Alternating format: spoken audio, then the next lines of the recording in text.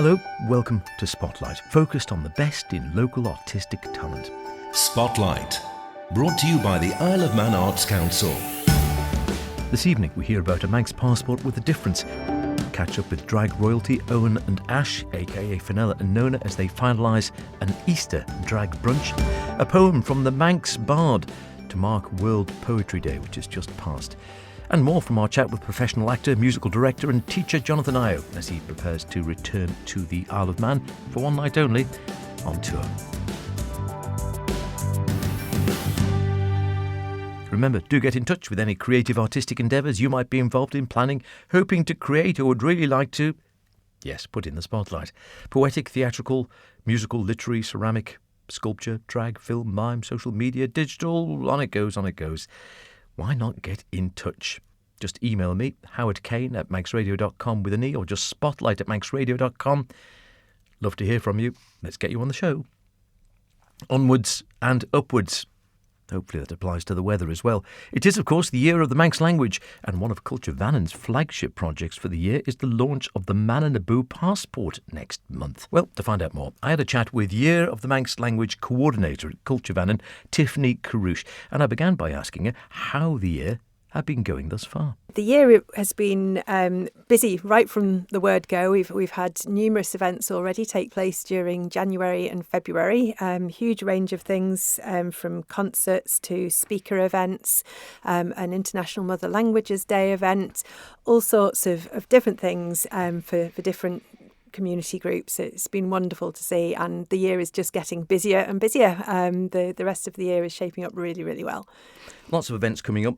One in particular we're just going to talk about now for a few moments, and that is the part of the Year of the Manx Language, one of the flagship events, the Mananaboo Hooray for the Isle of Man passport being launched in April.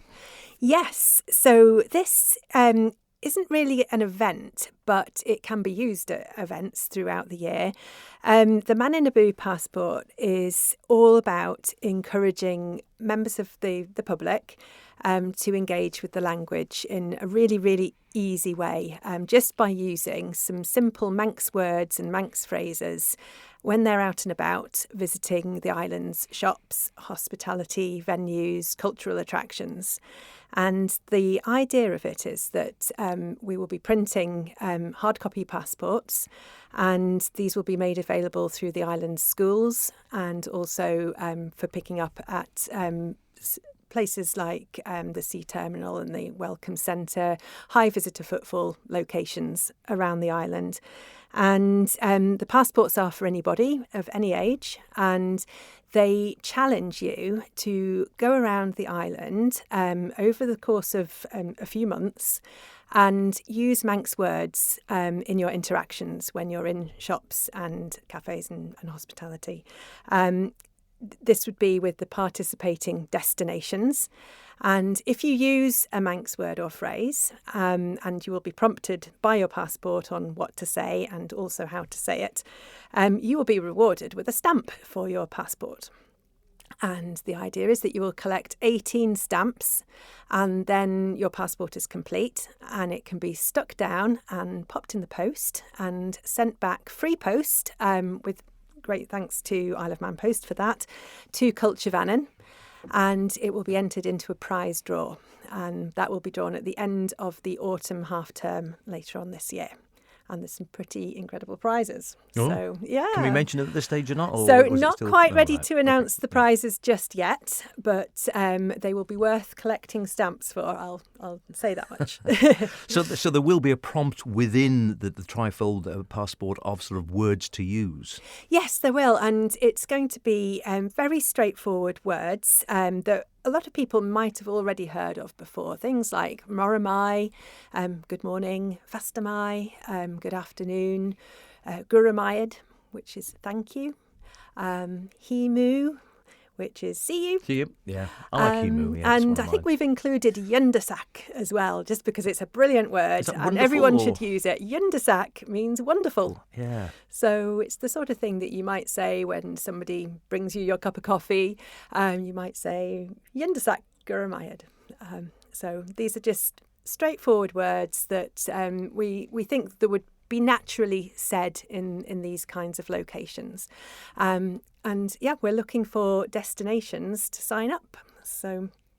Okay, so you're at that stage now. Are you actually approaching the businesses and the various venues? So the passport itself will be launched in the middle of April, and we'll do a special announcement then when the passport is ready for people to look out for and to pick up.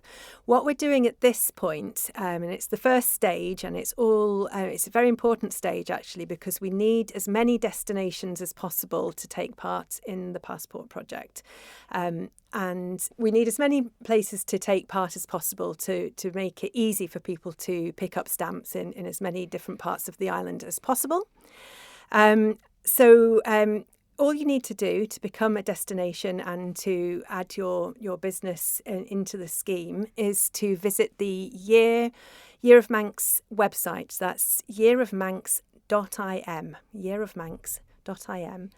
And on there, you'll find a section for the Manin Abu passport, and you can just follow the little sign-up form, and it only takes 2 minutes, and you can sign up your business or location to become a destination in the passport scheme. And it's completely free. So it costs nothing to be part of this. We will then be in touch, and we will be providing all of the destinations with the sticker stamps that they will then give out to customers when the Manx words are used. Terrific. And what would you say to people who are sort of saying for the Manx language again, the importance of keeping the language alive? Because as we all know, it teetered on the brink of extinction many years ago now, I'm happy to say, and of late really has had a great resurgence in people interested in speaking the language, using the language. Of course, it's never going to become the primary language of the Isle of Man again, but what do you think for you is the importance of keeping the Manx language alive? It's vitally important, and it's absolutely wonderful to see the progress that the language has made over the last couple of decades. And it's really inspiring to see the number of Manx speakers growing, especially from the youth. We've had numerous cohorts go through the Bun School Gaelgach now, which is the Manx immersion primary school on the Isle of Man. And the alumni from there are now integrated into Manx society and really passionate promoters of the language, and they're involved in really exciting things. And so I think that becoming the language is becoming quite aspirational, that people really see the amount of events and the critical mass of people now that are involved in the language as something that they really want to be involved in as well. So I think that the future is looking really great for the language, and having the Year of the Manx language at this point, I think is a great way of shining the light on it, making people reflect and recognise that the language exists and that it is growing, that it's relevant, and that it's part of our culture here on the Isle of Man and part of what makes the Isle of Man a unique and special place. Absolutely. And you're right. I think there is this, particularly amongst the sort of the younger, I mean, all aspects of society, and people, friends I know of all ages, have actually expressed an interest in Manx and might be going to adult learning lessons or night school or day sessions, morning sessions. They're all over the place now, with sort of Ruth Keg and Gail going out all over the island doing sessions. But you're right. I think particularly amongst the young, there's this feeling now, isn't there, I think, of sort of, I don't know, sort of this sort of identifying as being Manx and sort of part of your cultural identity, and actually having, even if you're not fluent, having an ability and an appreciation of the language. Definitely, and there's a growing number of community groups here that meet regularly to speak Manx all together. And I think what's lovely is that learning any language is really good for the brain. It's an incredibly rewarding thing to do, and for us on the Isle of Man to have the opportunity to learn the language that actually belongs to us, that is from this place, it belongs to the Isle of Man, it belongs to the people here. We get to actually meet up and speak in a completely different language to English without having to leave the Isle of Man. Sounds like a great idea. So getting up and running, we'll maybe touch base a little closer on when things are sort of, as you say, you've got the businesses online and the passports are actually out there to see how it's going. In the meantime, people want to find out more about activities going on for the Year of the Manx language. Where's the best place to go? yearofmanx.im is the website, and that is where we are channeling all of the events and activities that are happening throughout the year. We do forget how special the Manx language is, don't we? Check out the Man in a Boo passport, get involved, look out for further events throughout the year. Before we go any further, a reminder, the Isle of Man Choral Society, along with the Isle of Man Symphony Orchestra, will be presenting their spring concert at the Villa Marina this very Sunday, the 29th of March, a performance of The Armed Man by Carl Jenkins and Philip Stopford's Misadeus Nabiscum. Still time to get your tickets from villagaiety.com for what promises to be a wonderful afternoon's music. These events are very difficult to organise and put together, hundreds of people involved. So do go along and support them if you can. You won't regret it. It'll be a lovely afternoon. I'll be there with the Bishop, I think. So see you there. Something else fast coming up on the rails. Easter weekend. Easter, eggs, chickens, bunnies, chocolate. Church, of course, wouldn't be there without it. Depends on your preference, I suppose, how you spend your Easter. This year, though, you can add, if you want something different, drag, as drag queens extraordinaire Fenella Beach and Nona Binary are staging another of the increasingly popular drag brunches. As Alter Ego's Owen Atkinson and Ashton Gibson told me when they dropped by a couple of days ago. I began by asking if this was the first Easter-themed drag brunch. I think this is the first time, actually, yes, that we've done the Easter theme. But people love to come out on a bank holiday, and we just thought that would be a great time to come party during the day. Especially with Good Friday and Easter Monday. It's a great weekend. You've got to do fun things during your Easter weekend, I think. Well, this is true. So this is the long Easter weekend? Yes. Yeah. So it's going to be on the Saturday. Always on a Saturday drag brunch. Yeah, it's going to be on Saturday the 4th. So Easter Saturday. And yeah, you've got if you're going out day drinking, then you've got Sunday and Monday to recover. So you'll be fine. That's a good way to think about it. Yeah. Now we said Easter theme. Now I'm thinking something like the ABBA one. You think fine, you've got an ABBA theme or sort of Valentine's. What's Easter theme? I mean, if I think Easter theme, I'm thinking, chicks, bunnies, something like that. I mean, what are we thinking here? So we're not quite taking that approach. We're more thinking about Easter in terms of kind of religious-themed pop music. Think about like a Prayer by Madonna. Think about like Lady Gaga, kind of maybe what we might call like the gay gods, So we're theming the music around around like religious anthems and bangers with that kind of tone to them, and just making it a bit maybe perhaps a little sacrilegious in places, but all in good fun, I promise. Surely not. Couldn't believe that for a second. As with everything we do, there's a big tongue-in-cheek energy for sure. Mm-hmm. Yeah, absolutely. And again, we were just saying, I mean, this is the first Easter theme one, but the brunches do seem to be gathering ahead of steam somewhat. They seem to be getting increasingly popular. Absolutely, yeah. We sold out the last one, which was really exciting. So we're hoping for a similar number this time. It's great when the room is full and we can get everybody partying. We're making headway with tickets now. We've got quite a few reservations and we're still pushing. So yeah, I think the momentum is good and it's strong, and we're going from strength to strength. And you get regulars pitching up each time? Absolutely. Yeah. So there's some people that come to every single one, but we also get new people every time, I'm pretty sure. Yeah, there's always somebody new. There's always somebody. We spend the first hour while people are getting settled and getting their food and getting their first drinks, kind of going around and saying hello to everyone, and that's when we're chatting and we're mingling and we're discovering people who are there for the first time. Yeah. Yes, if you want to come alone, you're more than welcome to, because we'll come round and say hi to you, so you'll never be by yourself anyway. Absolutely, yeah. So there's tables for like group seating, but there's also there's bar seats where people can sit by themselves, and honestly, everyone's very nice. So don't worry about having to come with a big group. It can be one of you, two of you, whatever you want. Brilliant. So if you haven't got another half, doesn't matter, pitch up in any case. Absolutely. Yeah. And Nona, are you directing again, producing again? I'm producing again, which is an absolute honour. It's definitely a testament to both of us, because wrangling drag queens is just as fun as it sounds. And I think wrangling drag queens. That could be an Olympic sort of.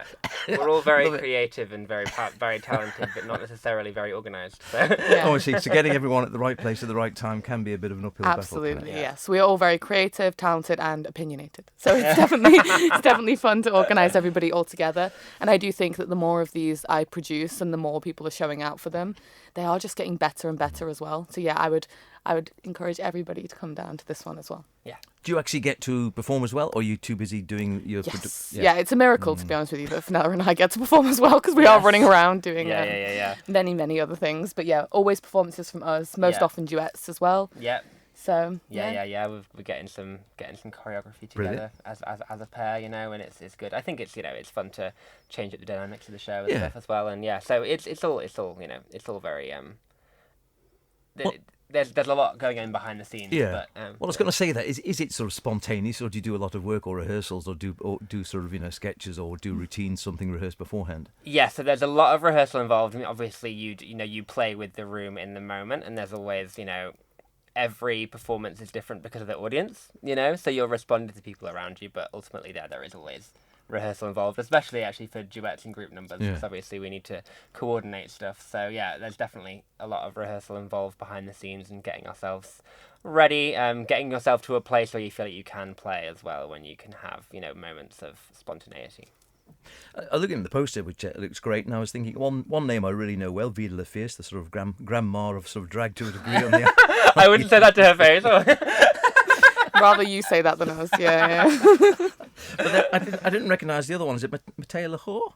Yes. So she's been Mathia. Yeah. So she's Mathia. been. So she's been Around for a while. She has been around for a while. She's here and there. She's very gothy and kind of punky. Performs like some. I mean, obviously, you know, it's still brunch, so it's upbeat and fun. But there's like maybe a little bit of more of like a rock or a metal element, perhaps, to some of her performances, which is good. And it's like it gives a bit of variety. Yeah.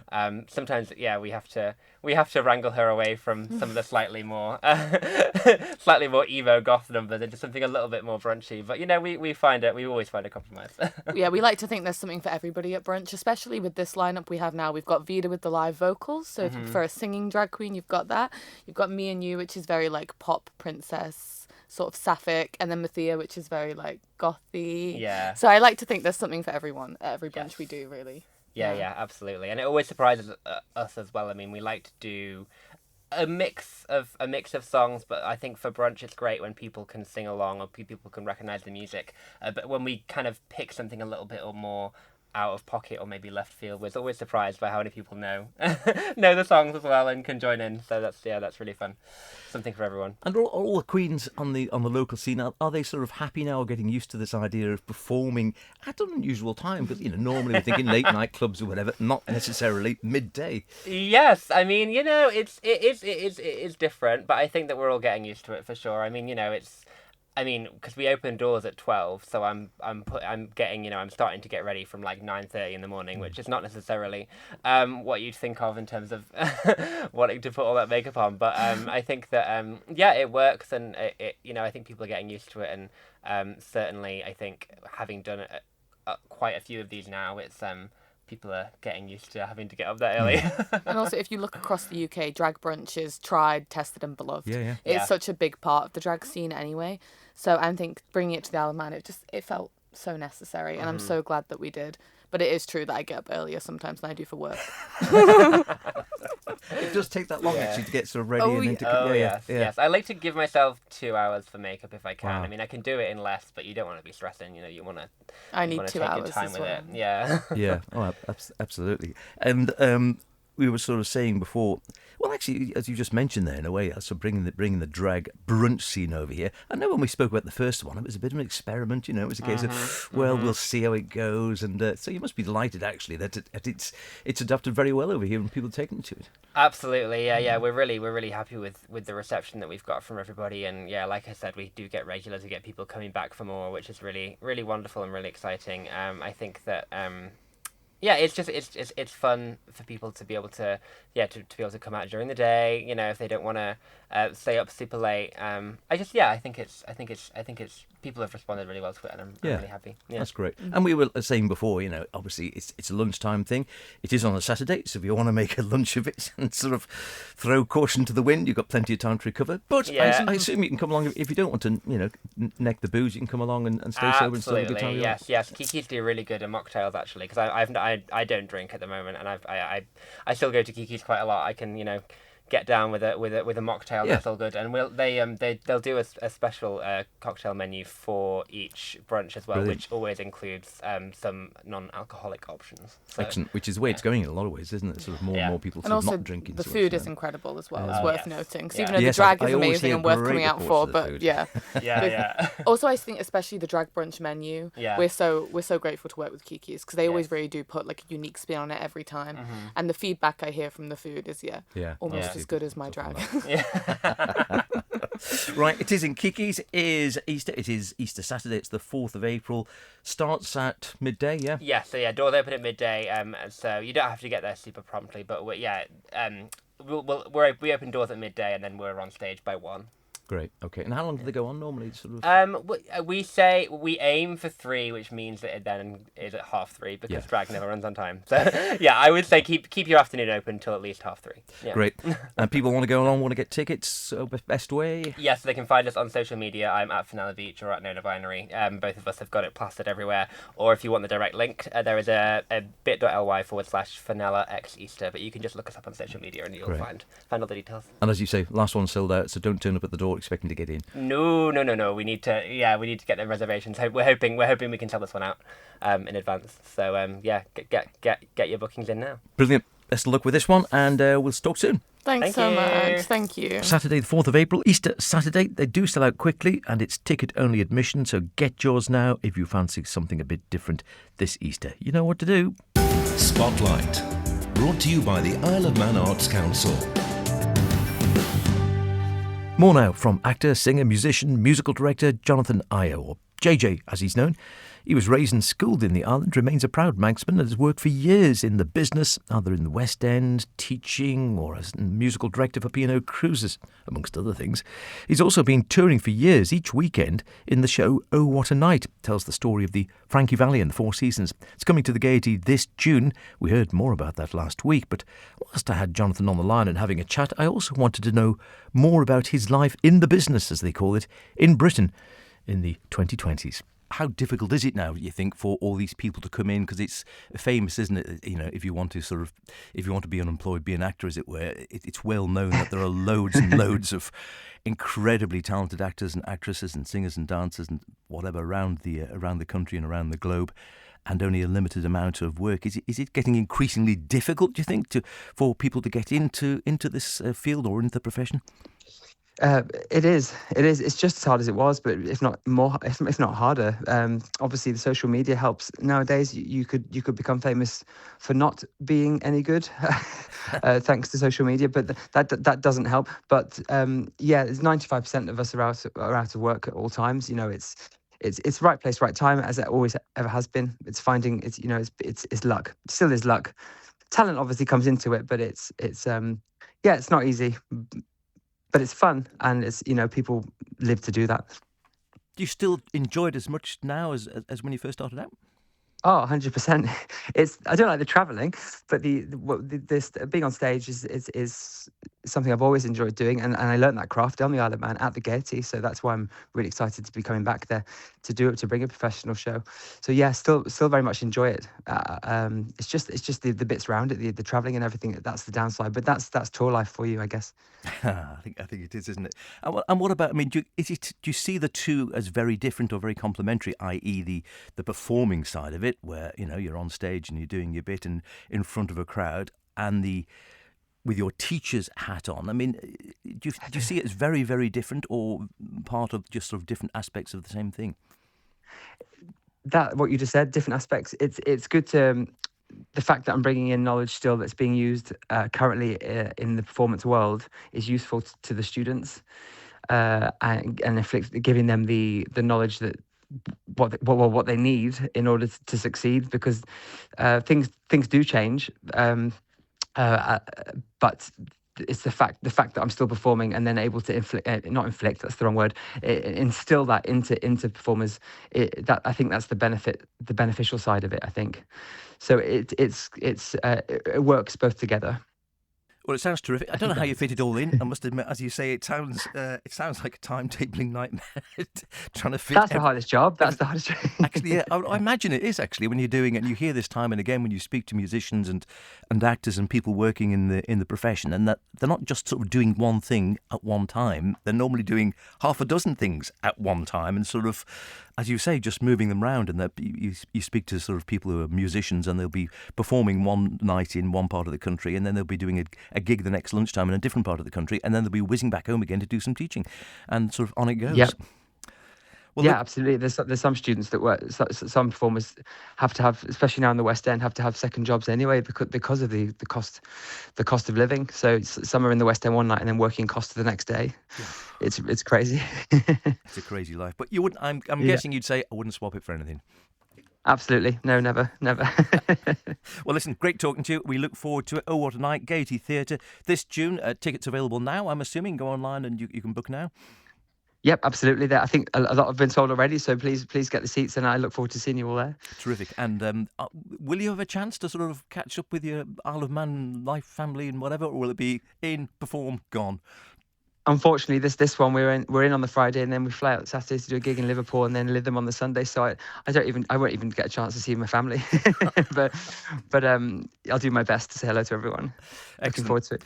Look forward to seeing you on stage, if not in person. And great, thanks for talking to us today. Thanks, Howard. Thank you so much. Always great to catch up with Jonathan when he has a window. As you gathered, he doesn't have many of them in his life these days. Oh, what a night at the Gaiety Theatre, 19th of June. Tickets available from villagaiety.com. Finally, this evening, we've just celebrated World Poetry Day last weekend. It would be remiss of me to let it pass without asking the Manx Bard Bradley Chambers for some of his verse to celebrate it, and celebrate poetry in general. Booming on the island, and happy to say. Happy to oblige as ever, Bradley selected this one for us. Muncha Vega. Entrap me in your music, ensnare me with your dance, entice me with your playfulness, I'm prepared to take a chance. Some might never see them, though faith in them prevails. No fairies in Manannan's Isle, least not from fairy tales. Say fairies, I then say bad luck, the last thing that I need. Better phrases are available, they themselves, Leanne and she. Ah, Leanne and she, you know of her, fairy lover, airy charms, in Ballahick that dare to hold her close within their arms. And the Ferryshin, they're still around, seen to the few that see. Always there, but distant, it's best to let them be. You're sceptical, I understand, who thinks of magic nowadays. But magic, science, all I know, is little people have their ways. You know that Ballasalla Bridge, where taxi drivers say hello. The real one's down Ceweg, if you know the way to go. If go you must, there you might see a Dooney beg causing Jeel. So hello there, little fella, I always knew that you were real. They can be good, or sometimes bad, just like you or me, it's true. So hello there, little people. Sure, I'll believe in you. Lovely stuff. Always be careful with those little people. Treat them with respect. We'll hear more from Bradley next week, and we hear how his tenure as Bard's been going now that he's about halfway through, amazingly. That's about it for this week, though. See you in a week's time. In the meantime, be good, whatever you're doing. Be creative about it. Hemo.